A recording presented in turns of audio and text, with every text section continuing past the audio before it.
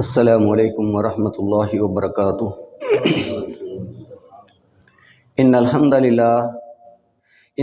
للہ نحمده ونستعینه ونستغفره ونعوذ باللہ من شرور انفسنا ومن سیئات اعمالنا من يهده اللہ فلا مضل له ومن يضلل فلا هادی له واشهد ان لا الہ الا اللہ وحدہ لا شریک له واشهد ان محمدا عبده ورسوله یا ایها الذین آمنوا اتقوا اللہ حق تقاته ولا تموتن الا وانتم مسلمون یا ایها الناس اتقوا ربکم الذی خلقکم من نفس واحدہ وخلق منها زوجها وبث منهما رجالا كثيرا ونساء واتقوا الله الذي تساءلون به والأرحام ان اللہ کان علیکم رقیبا یا ایہا الذین آمنوا اتقوا اللہ وقولوا قولا سدیدا یصلح لکم اعمالکم ویغفر لکم ذنوبکم۔ اللہ سبحانہ وتعالی کی رحمت بے حد و حساب ہے، جس کسی پہ راضی ہو جاتا ہے پھر اس پہ عنایت کرتا ہے اور بے انتہا کرتا ہے۔ یہ نصیب کی بات ہے کہ کون کس قدر اللہ کی رحمتوں کو سمیٹ پاتا ہے۔ یقیناً اس کے لیے محنت کی ضرورت ہے۔ جو انسان جس قدر اپنی دنیوی زندگی میں سے وقت نکال کر کے اپنے رب کو راضی کرتا ہے، اپنے رب کا ہو جاتا ہے، پھر رب اسی انداز سے اس کو نوازتا ہے۔ کچھ ایسے ہی لوگ جن کے اوپر اللہ پاک انتہائی مہربان ہوئے اور اپنے فضل اور کرم کی حد کر دی اور اپنی مہربانیاں اور عنایات نچھاور کر دیں، ایسی شخصیات میں سے ایک بہت ہی قابل قدر قابل ذکر شخصیت ہے جن کا نام ہے ابو بکر صدیق رضی اللہ تعالیٰ عنہ۔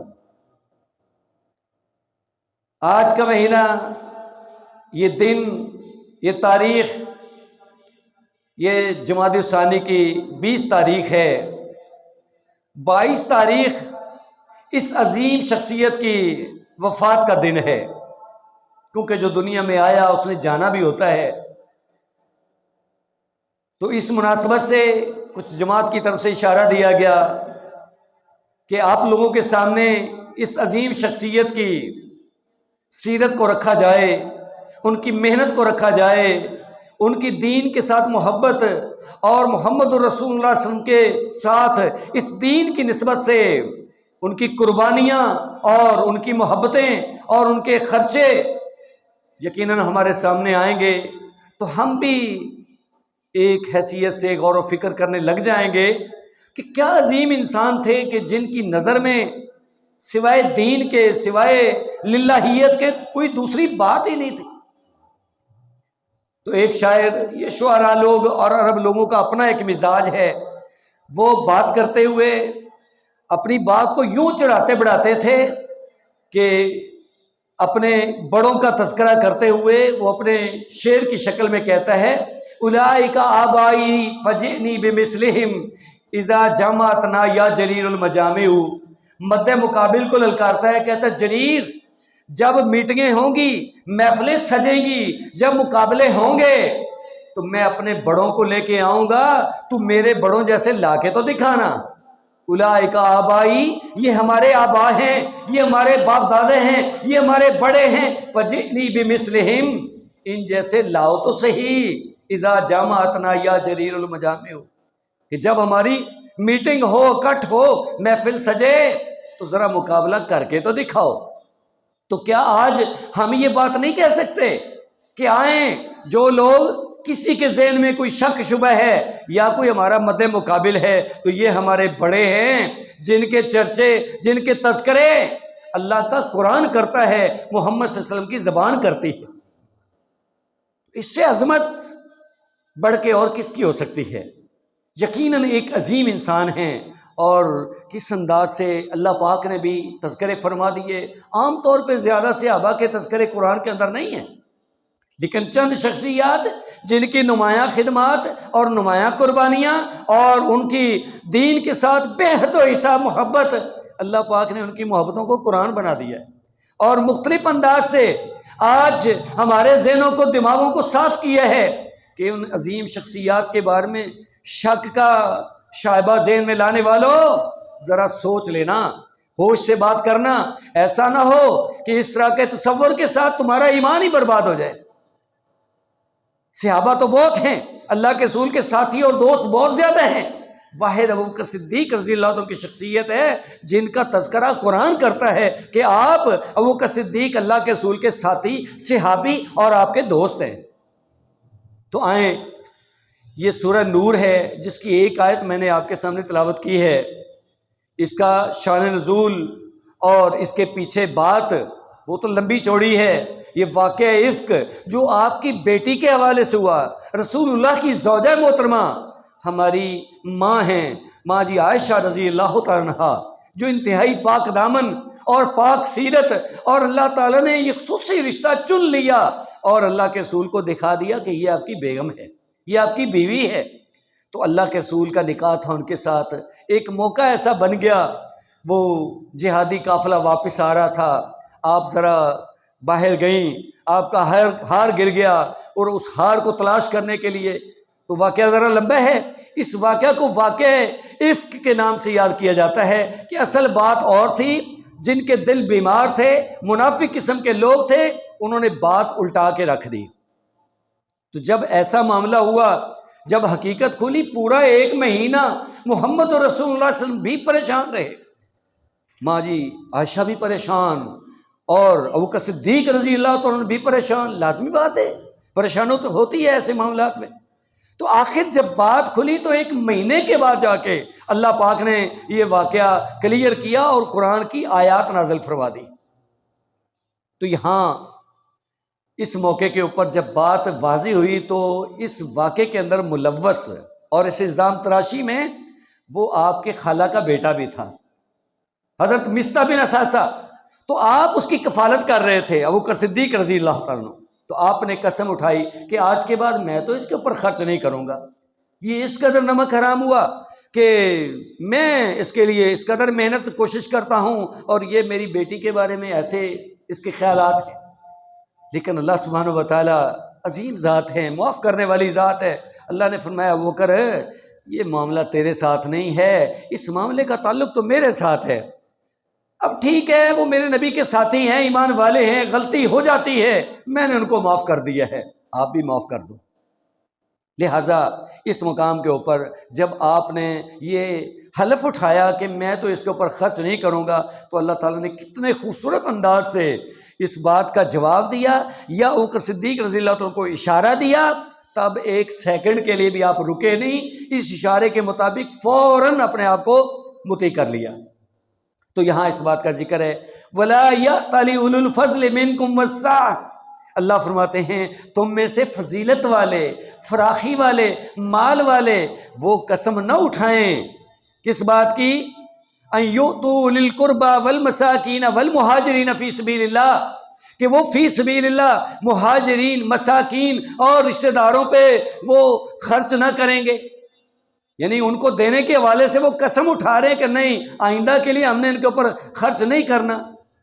تو اللہ تعالیٰ نے یہ اشارہ ابوبکر صدیق کے بارے میں دیا کیونکہ قسم انہوں نے اٹھائی تھی، لیکن اللہ نے کتنے خوبصورت انداز سے فرمایا فضیلت والے، مال والے۔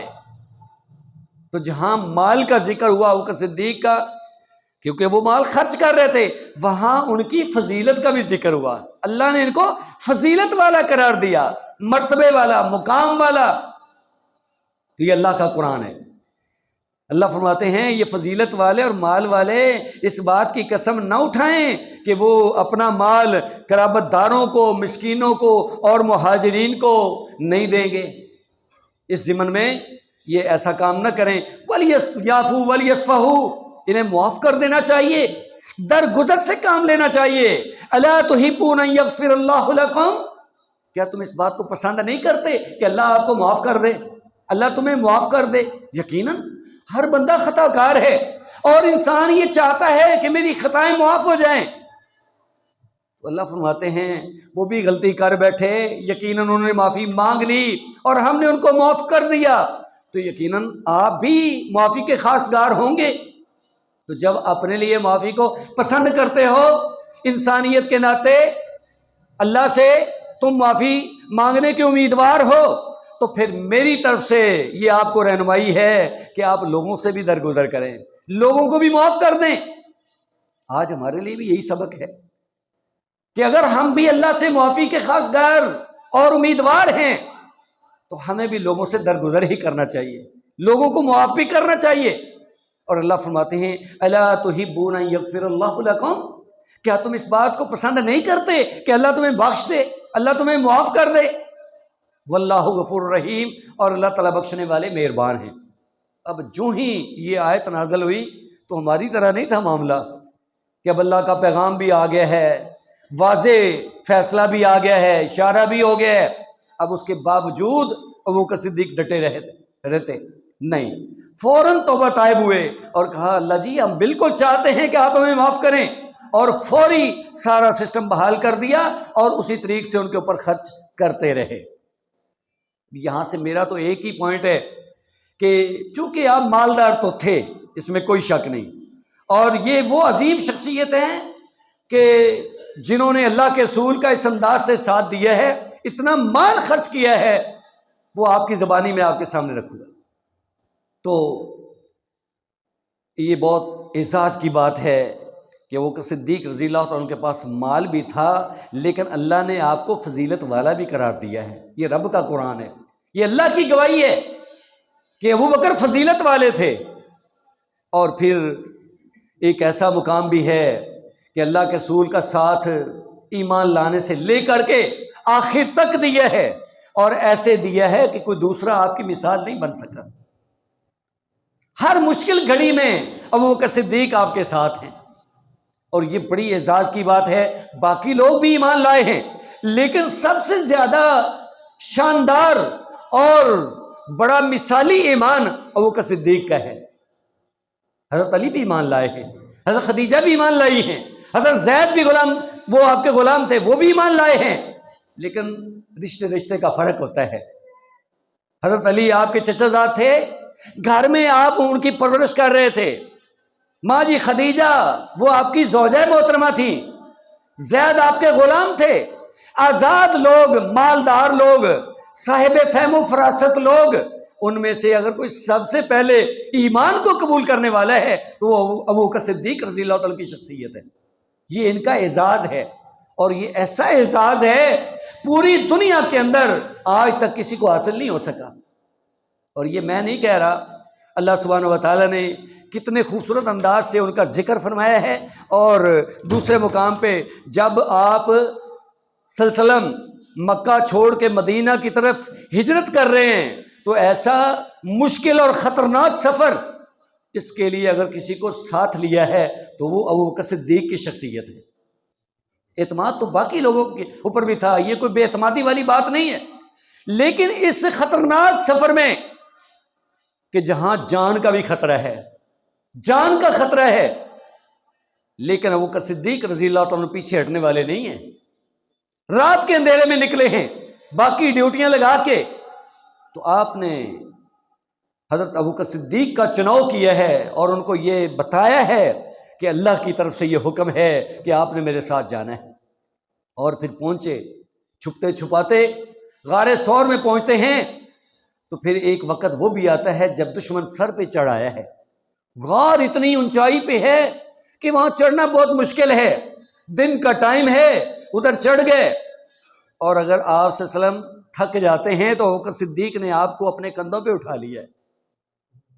اس قدر آپ کی محنت کوشش، یہ اللہ نے آپ کو ہمت عطا فرمائی ہوئی تھی۔ تو اللہ تعالیٰ نے ہمیں ایک موقع کے اوپر تھوڑا سا کھینچنے کے انداز میں یہ اشارہ دیا، فرمایا الا تنفروه يعذبكم عذابا علیما ويستبدل قوما غیرکم ولا تضروه شیئا واللہ علی کل شیء قدیر۔ جہادی موقع پہ اللہ فرماتے ہیں تمہیں نکلنا پڑے گا، میرے نبی کا ساتھی بننا پڑے گا، تمہیں جہادی بننا پڑے گا، اگر نہیں نکلو گے تو پھر دیکھ لینا کام خراب ہو سکتا ہے۔ اللہ تمہیں عذاب کے اندر مبتلا کر سکتے ہیں، اللہ تمہیں ختم کر کے نئی قوم کو بھی لا سکتے ہیں اور تم اس کا کچھ نہیں بگاڑ سکو گے۔ اللہ ہر چیز پہ قادر ہے۔ ساتھ ہی جس بات کا ذکر ہوا، اللہ نے کیا خوبصورت انداز اختیار کیا۔ اللہ فرماتے ہیں الا تنصروہ، اگر تم میرے نبی کے مددگار نہیں بنو گے فقد نصرہ اللہ، تو پھر اللہ اپنے نبی کی مدد کر چکا ہے، پہلے بھی کر چکا ہے، اب بھی تنہا نہیں چھوڑے گا۔ اللہ کی سپورٹ اور مدد اس کے نبی کو حاصل ہے۔ اذ اخرجہ الذین کفروا، وہ وقت یاد کرو جب کافروں نے آپ کو نکلنے پہ مجبور کر دیا تھا، آپ کو شہید کرنے کے در پہ ہو گئے تھے سارے مکہ والے۔ ثانی اثنین، وہ دو لوگ تھے، دو میں سے دوسرا میرا پیغمبر تھا، تو ایک پیغمبر تھا تو دوسرا کون تھا؟ اذ ہما فی الغار، جب دونوں غار کے اندر موجود تھے۔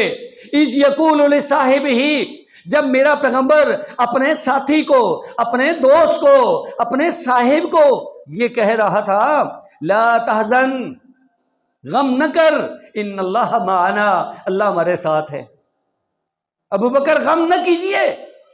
اب کئی لوگ کہتے ہیں دیکھیں جی اللہ کے رسول کس قدر ان کو یہ بتا رہے ہیں، سمجھا رہے ہیں، ان کو جناب اپنی جان کا ڈر تھا۔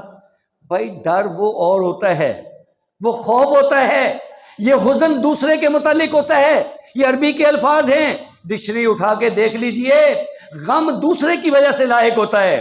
تو ابوبکر صدیق کو اتنا ہی اگر ڈر ہوتا مکہ سے نہ نکلتے، پتہ تھا یہ کانٹوں کے اوپر چلنے والی بات ہے، اپنے آپ کو براہ راست یوں سمجھیے کہ آگ میں جھونکنے والی بات ہے، تو لہٰذا ایسی بات نہیں تھی۔ ابوبکر صدیق سب کچھ دیکھ چکے تھے اور پوری قربانی سے پہلے بھی پیش کر چکے تھے، لہٰذا اللہ نے اس انداز سے ان کا ذکر فرمایا کہ ابوبکر صدیق کو اگر غار کے اندر بھی دشمنوں کا، پیروی کرنے والوں کا ڈر ہے تو وہ آپ کی ذات کے حوالے سے ہے، اپنے بارے کوئی فکر نہیں ہے۔ اور اللہ کے رسول کس انداز سے تسلی دیتے ہیں کہ میرے ساتھی، میرے دوست، گھبراؤ نہیں، لا تحزن، میری فکر مت کرو۔ اور سپورٹ، مدد صرف میرے ساتھ اللہ تعالیٰ کی نہیں ہے، ان اللہ معنا، اللہ ہمارے ساتھ ہے۔ ابو بکر گھبرائیے نہیں، میرے ساتھ بھی میرا اللہ ہے، تیرے ساتھ بھی میرا اللہ ہے، ہمارے ساتھ اللہ تعالیٰ کی ذات ہے، اس کی مدد ہے۔ حالانکہ اور انبیاء کا ذکر آتا ہے تو وہ موسیٰ علیہ السلام اپنی قوم بھی ساتھ ہے تو کیا جواب دیتے ہیں؟ انما یا ربی، میرے ساتھ میرا رب ہے، وہ میرا مالک مجھے سپورٹ کرے گا اور یہ دشمن میرا نقصان نہیں کر سکے گا۔ لیکن اللہ کے رسول کو اتنا اعتماد ہے اپنے ساتھی پہ، یہ اعتماد کی حد ہے، یہ ابوبکر صدیق رضی اللہ عنہ کی قربانیاں ہیں، یہ ان کی شخصیت ہے کہ آپ کہتے ہیں ان اللہ معنا، اللہ ہمارے ساتھ ہے۔ فانزل اللہ سکینتہ علیہ، تو اللہ نے اپنی سکینت اتار دی اس پر، وَأَيَّدَهُ بِجُنُودٍ لَّمْ تَرَوْهَا، اور اللہ نے ایسے لشکروں کے ساتھ اس کی مدد کی، تائید کی کہ جن کو تم نے نہیں دیکھا۔ وَجَعَلَ كَلِمَةَ الَّذِينَ كَفَرُوا السُّفْلَىٰ، اور اللہ نے کافروں کے پروگرام کو ذلیل کر کے رکھ دیا، نچلا کر کے رکھ دیا، ان کو ناکام کر دیا۔ وَكَلِمَةُ اللَّهِ الْعُلْيَا، اللہ کے پروگرام ہی غالب ہوا کرتے ہیں، اللہ کے منصوبے ہی کامیاب ہوتے ہیں۔ واللہ عزیز حکیم، اس بات میں کوئی شک نہیں کہ اللہ غالب حکمت والا ہے، طاقت اور زور اس کے پاس بہت زیادہ ہے۔ کبھی اس کی حکمت کا تقاضا ہو جائے، کچھ ایسے حالات بنا دے، کچھ اپنے بندوں کو پریشانیوں سے مبتلا کر دے تو یہ ایک علیحدہ بات ہے، اس کا مطلب یہ نہیں ہے کہ وہ کمزور ہے، وہ طاقت والا ہے لیکن حکمت والا ہے۔ لہٰذا تمہیں جو حکم ہو رہا ہے کہ تم بھی نکلو میرے نبی کے ساتھی بنو، یہ بھی اس کا آرڈر ہے۔ تو اس انداز سے ضمناً یہ ایک جہادی سلسلہ ہے، اس ضمن میں اللہ تعالیٰ نے اپنے نبی کے خاص الخاص ساتھی کا ذکر بھی فرما دیا ہے۔ اور ایسے موقع پہ اللہ کے رسول کے یہ فرمان اور آپ کے یہ الفاظ تھے، یا ابا بکر ما ظنک باثنین اللہ ثالثہما، ابو بکر تیرا ان دو کے بارے میں کیا خیال ہے جن کا تیسرا اللہ ہو؟ یعنی کہ اکیلے آپ اپنی بات نہیں کر رہے، آپ کہتے ہیں ابو بکر کیوں پریشان ہوتے ہو، تیرا اس ذات کے بارے میں کیا خیال ہے جن کی سپورٹ ہم دونوں کو حاصل ہے؟ یقیناً بڑی کمال کی بات ہے۔ اور پھر یہی سلسلہ چلتا رہا۔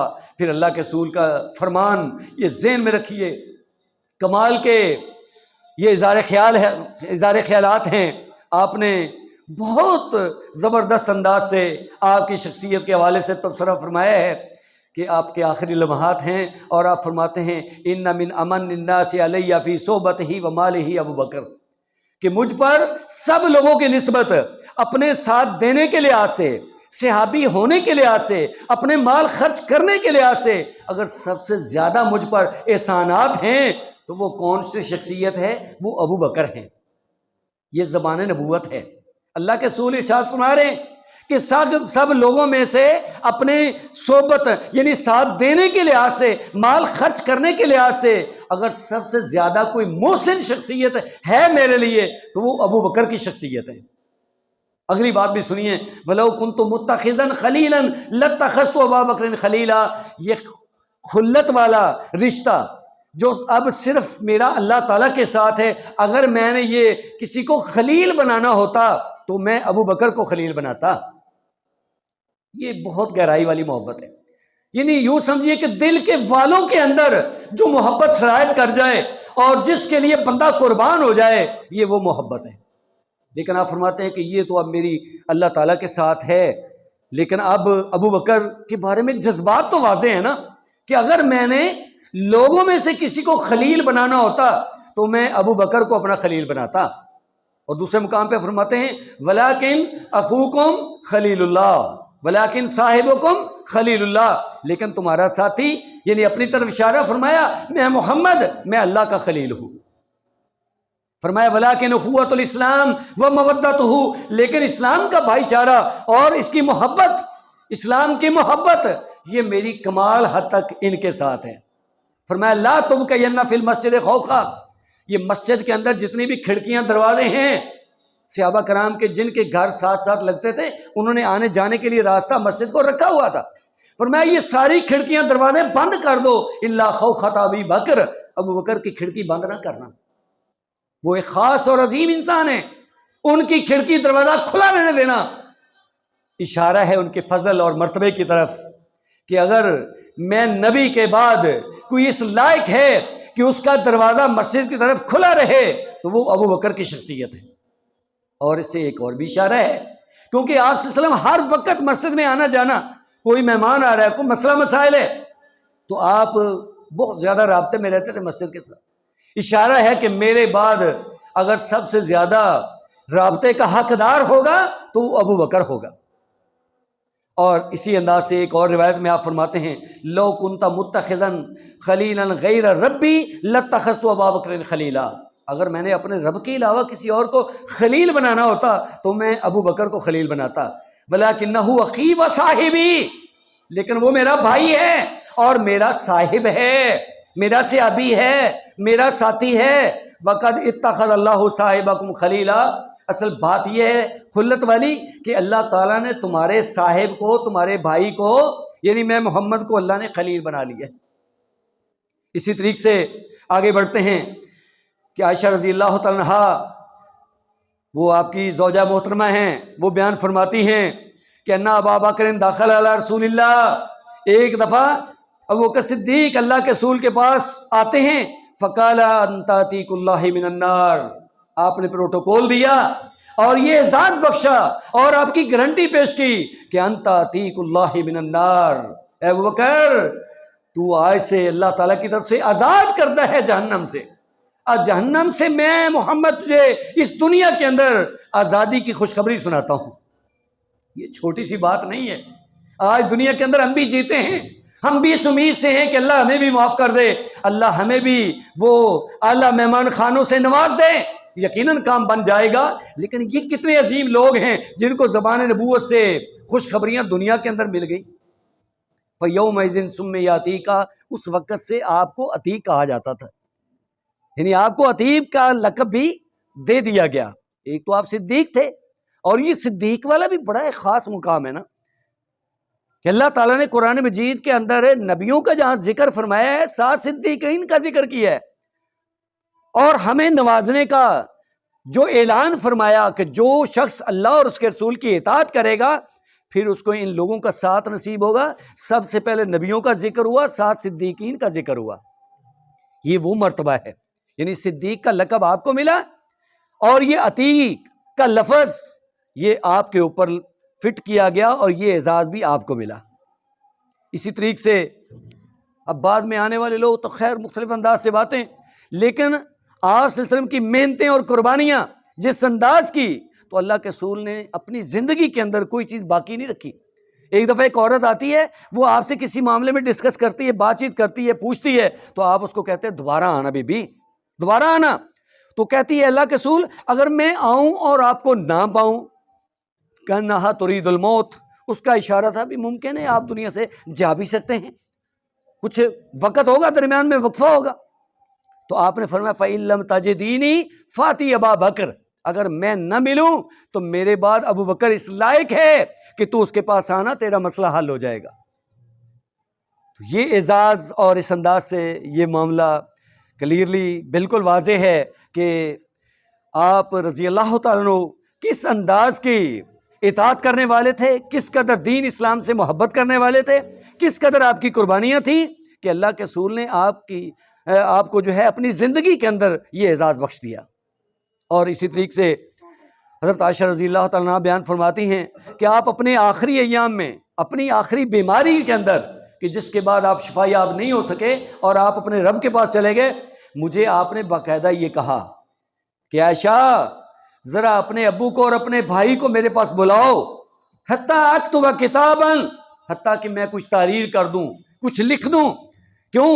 اخاف ان یتمنی متمن ویقول قائل انا ولا ویأبی اللہ والمؤمنون الا ابا بکر، کہ کل شاید کوئی تمنا کرے اور خواہش کرے کہ جناب میں اس لائق ہوں، میں یہ حق رکھتا ہوں. فرمایا نہیں نہیں، ایسا نہیں ہو سکتا، اللہ بھی انکار کرے گا، مومن بھی انکار کریں گے سوائے ابو بکر کے. یعنی اس انداز سے اللہ کے رسول یہ پیشین گوئی فرماتے ہیں اور اپنی زوجہ محترمہ کو یہ الفاظ بتاتے ہیں اور یہ آرڈیننس جاری کرتے ہیں کہ لاؤ میں کچھ لکھ دوں، لیکن لکھنے کا موقع نہیں بنا کیونکہ آپ بیماری کے اندر تھے، انسان تکلیف میں ہوتا ہے تو ایسا پھر ہو نہیں سکا. لیکن آپ کے الفاظ موجود ہیں کہ آپ نے یہ کہا کہ اپنے بھائی کو اور اپنے ابو کو بلاؤ حتیٰ کہ میں کچھ لکھ دوں. تو یہ بھی کمال کی بات ہے کہ اپنی زندگی کے اندر رسول اللہ صلی اللہ علیہ وسلم اگر کسی کو جانشین بنانا چاہتے ہیں اور خلافت کا حقدار بنانا چاہتے ہیں اور سوائے ابو بکر کے کسی اور کو قبول نہیں کرنا چاہتے، تو وہ الفاظ واضح ہیں کہ اللہ بھی انکار کرے گا، مومن بھی انکار کریں گے. اور پھر یقیناً ایسے ہی ہوا. ایک وقت آیا پھر چاہے اختلاف ہوا لیکن اتفاق اور فیصلہ اسی بات پہ ہوا کہ واقعی ابو بکر صدیق رضی اللہ عنہ کی شخصیت وہ شخصیت ہے کہ جس کے اوپر کسی کو اختلاف نہیں. تو یقیناً ایسے لوگوں کا ایمان، ان کی محنتیں، ان کی قربانیاں، اللہ کے رسول کا ساتھ، دین اسلام کے لیے محبت اور اس کے لیے اپنے آپ کو پیش کر دینا، حتیٰ کہ یقین جانیے کہ بہت سارے ایسے لمحات بعد میں صحابہ کرام یاد کرتے تھے اور جناب عمر رضی اللہ عنہ تو رونے لگ جاتے تھے کہ کاش ابو بکر صدیق مجھ سے جو ہے نا ساری زندگی کی نیکیاں لے لیں، ایک رات اور ایک دن کی نیکیاں مجھے دے دیں. یہ رات غار والی رات ہے، یہ ایک رات اس قدر خطرناک اور اتنی محنت طلب ہے کہ صحابہ اس کو سمجھتے تھے. آج ہمیں سمجھ آئے نہ آئے لیکن یہ بہت بڑی قربانی تھی. لہذا کہاں پوری زندگی کی نیکیاں اور کہاں ایک رات کی نیکیاں، اور پھر اس کے اوپر گواہی بھی موجود ہے.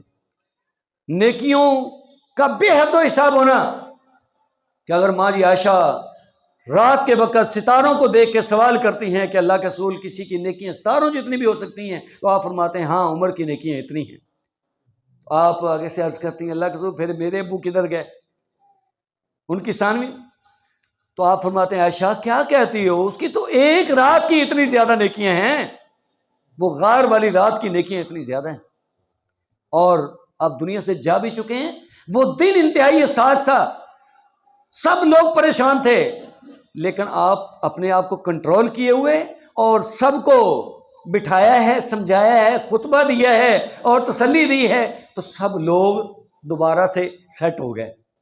تو عمر رضی اللہ تعالیٰ نے اس بات کو محسوس کیا کرتے تھے، کہتے وہ دن ان کا بڑا کمال کا دن تھا، بہت انہوں نے ضبط سے کام لیا۔